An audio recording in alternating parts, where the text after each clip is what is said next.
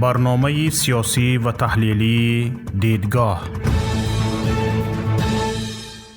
السلام علیکم و رحمت الله. تماشابینان گرامی ما، با کمال میل شوکت محمد در برنامه تحلیلی دیدگاه مهمان مجازی یکایکی شما هستم. در برنامه امروزه درباره سطح کمبزاعتی صحبت میکنیم. مقامات تاجیکستان دعوا دارد که سطح کمبزاعتی در کشور 26% است و خلاص. بانک جهانی در نتیجه تحقیقش اعلان کرد که 80% خانواده هایی که از انتقال پولی از خارج وابسته اند آن را تنها برای خوراک و مواد دیگر ضرورت اولیه مصرف می کنند. یعنی قوتی لایموت، خورو نمور، همین قدر. بیایید یک حساب کتابشان کنیم که راست میگوید. بانک جهانی در یک تحقیقش که امروز 20 نوامبر نشر شده است اطلاع می دهد که 41% خانواده های تاجیک بعد شروع بحرانی به وجود آمده از ویروس کرونا استعمال خوراک را کمتر کرده اند. همچنین در این گزارش گفته می شود 80% خانواده هایی که از انتقال پولی از خارج وابسته اند آن را تنها برای خوراک و مواد دیگر ضرورت اولیه مصرف می کنند. مؤلفان این تحقیق می گویند تاجیکستان جزء کشورهایی است که بیشتر از همه در جهان به انتقال پولی مهاجران کاری وابستگی دارد و از بحران وابسته به کووید 19 با شدت ضربه خورده است. طبق این تحلیل 20% خانواده ها بنابر کمبزاعتی به خدمات طبی دسترسی ندارند و با سر شدن کرونا ویروس از مراجعت برای دریافت آن خودداری می کنند. به گفته مؤلفان تحقیق بیشتر از همه کودکان ضرر می بینند. مثل هر بحران دیگر نتیجه این بحران نیز بار دوش خانواده های کمبزاعت را وزنین تر می کند و کودکان بیشتر از همه ضرر می بینند. در تحقیق بانک جهانی گفته شده است که سطح کمبزاعتی بین کودکان بیشتر از دیگر گروه های دموگرافی می باشد. تحقیقات و پیشگویی بانک جهانی را شنیدید؟ اکنون می بینیم که در حکومت تاجیکستان در این باره چی گپ ها رفته ایستاده است. حالا خواه باور کنید خواه نه، اقتصادیات کشور ما به گفت حکومتداران ما پیشرفت کرده، حتی سطح کمبزاعتی خیلی پست شده است. من این را از خودم نمیگویم، این گفته های حکومتداران ما است. چند روز پیش ذوقی زاده وزیر رشد اقتصاد و سودای تاجیکستان دعوا کرد که سطح کمبزاعتی از 83% سال 2000 تا به 26 از 3% در سال 2020 کاهش یافت.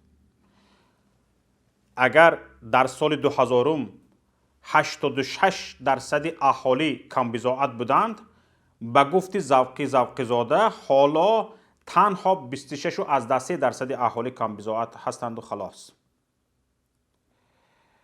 ذوقی زاده گفت که پیشرفت باثبات اقتصادی و بهتر نمودن سطح زندگی مردم در زمینه فراهم آوردن نظام اقتصادی بازرگانی توسط سرعت بخشیدن کارهای بنیادکاری و سازندگی، خصوصاً ساختمان و تجدید انفراستراکچور نقلیاتی، انرژتیکی، اجتماعی و تطبیق اصلاحات فراگیر در ساحه‌های گوناگون تامین شده است. البته این همه در رقم. حالا با باور کردن این گپ‌ها کمتر بر وقت است. استید اول کمی شرح دهم، بعد می‌بینیم که واقعیت چی است. مقامات تاجیکستان ارائه آمار دروغ و رقم بازی را خیلی دوست می‌دارند و نمی‌شود به گفته آنها بدون تحقیق باور کرد. برای مثال ذوقی زاده می‌گوید حجم مجموعی محصولات داخلی از 1 میلیارد و 700 میلیون سومانی سال 2000 تا 77 میلیارد و 400 میلیون سومانی در سال 2019 یعنی 45.5 مراتب زیاد شد. مجموع محصولات داخلی به هر سری اهالی 29 مراتب افزایش یافت. 29 مراتب. یعنی از 288 از 7 سومانی تا 8388 سومانی رسید. اکنون نگرید. اگر به این گفته وزیر اقتصاد بدون تحقیق باور کنیم، پس باید سطح زندگی در کشور باید 29 مراتب بیشتر شده باشد. یعنی در همین 20 سال سطح زندگی تاجیکستانیان 29 مراتب خوب شده است. همین خیلی 2 برابر گوید، 3 برابر گوید. گفتی کمپرهای اشتی ما دروغ هم به ای بشتیه. حالا اکنون این رقم های ذوق زاده ارائه کرده را با دلار حساب میکنیم، واقعیت معلوم می شود. با حساب دلار مجموعی محصولات داخلی در سال 2000 860 میلیون و در سال 2019 8 میلیارد و 120 میلیون را تشکیل داده است. یعنی مجموعی محصولات داخلی نه 45 برابر بلکه 9.4 برابر افزایش یافته است. افزایش 9.4 برابر. البته اگر رشد اهالی نیز به حساب گرفته نشود. سال 2000 تاجیکستان 6 میلیون و 220 هزار و در سال 2019 9 میلیون و 160 هزار اهالی داشت. مجموعی محصولات داخلی به هر سری اهالی در سال 2000 به 138 دلار و 43 سنت و در سال 2019 826 دلار را تشکیل داده است که رشد آن همگی 6 برابر است. اگر تورم دلار نیز به حساب گرفته شود، این رشد کمتر از 3 برابر می شود. یعنی 2 برابر زیادتر. نگفتم که انصاف کنید اقلا 2 یا 3 برابر گویید. نخواد 29 برابر باشد. خیر، بگذار بدون به نظر گرفتن تورم دلار بگذار 6 برابر باشد. البته رشد 6 برابری نیز بد نیست اگر رقم اول از حد کوچک نباشد.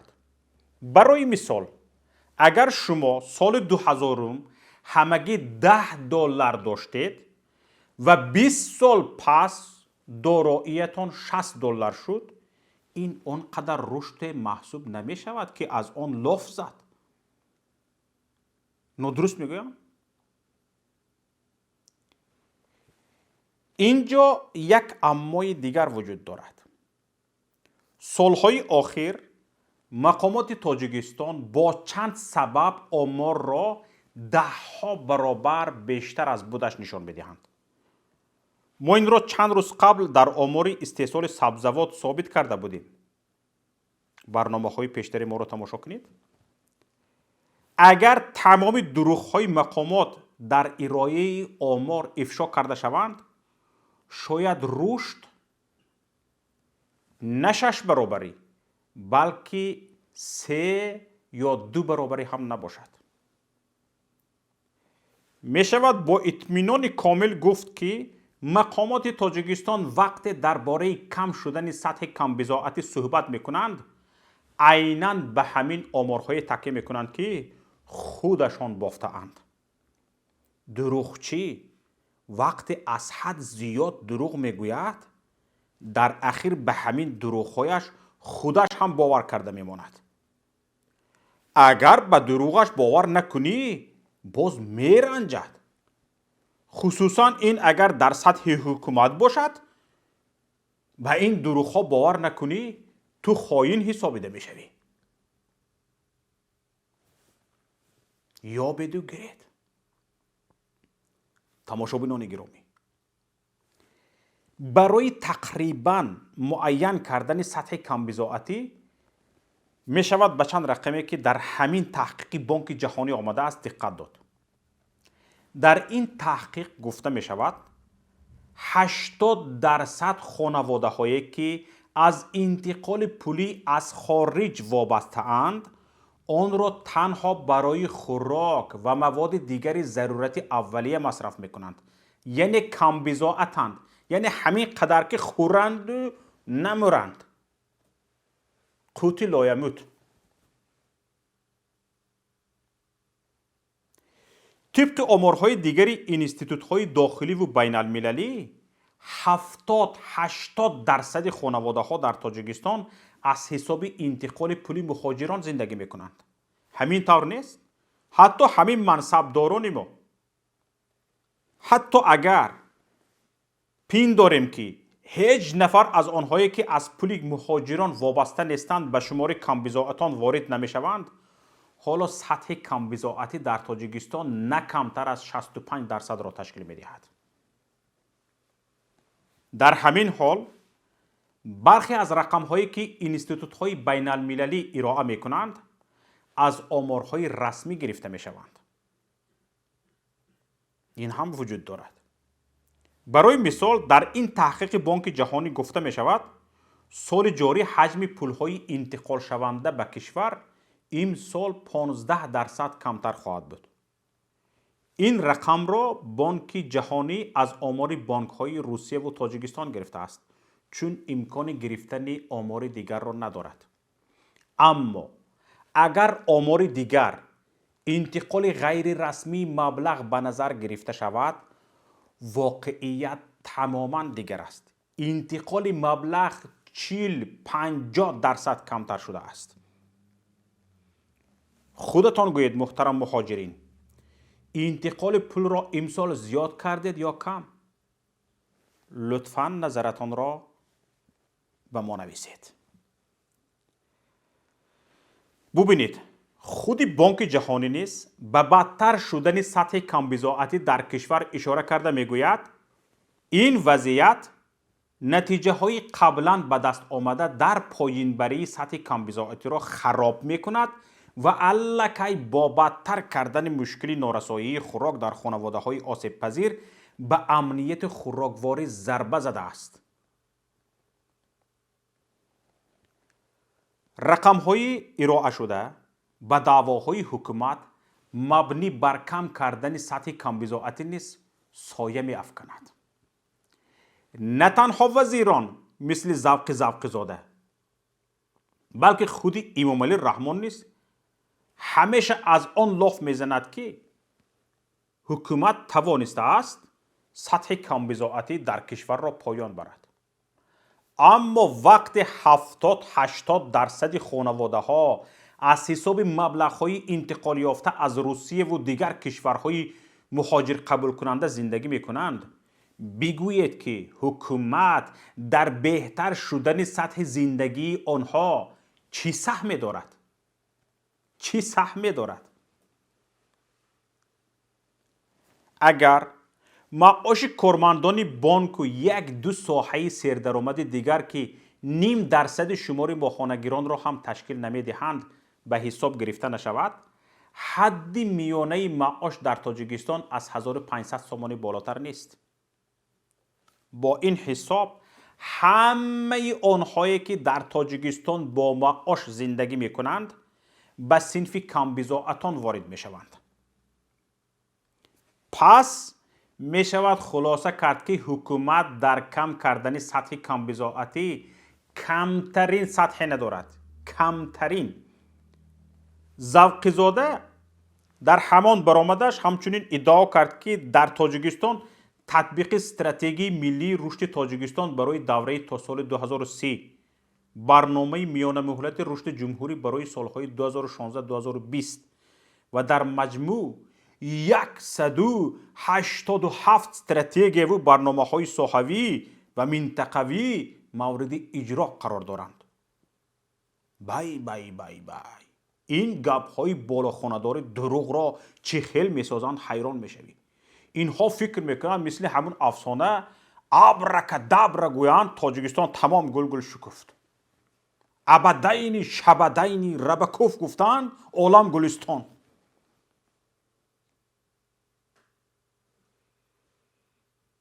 تنها مقایسه سطح زندگی در سال 2015 و سال 2020 ثابت میکند که همان برنامه میان مهلت رشد جمهوری برای سالهای 2016-2020 چقدر عملی شده است.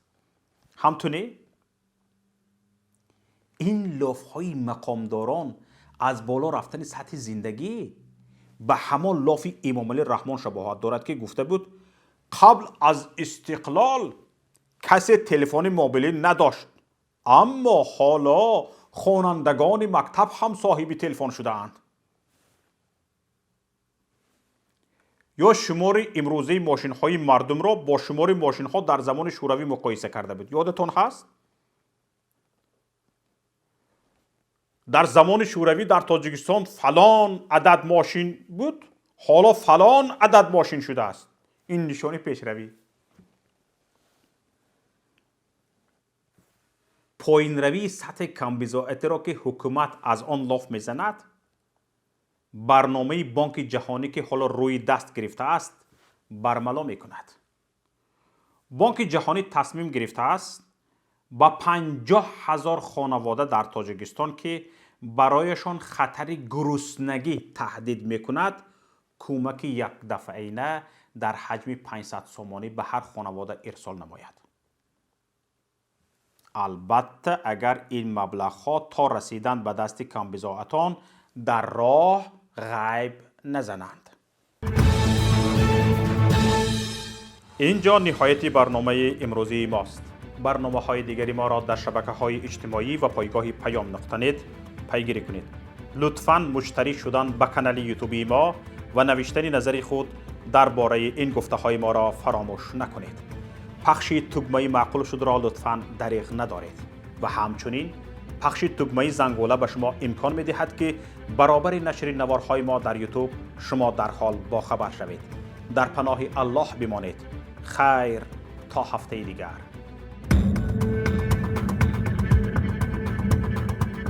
برنامه سیاسی و تحلیلی دیدگاه.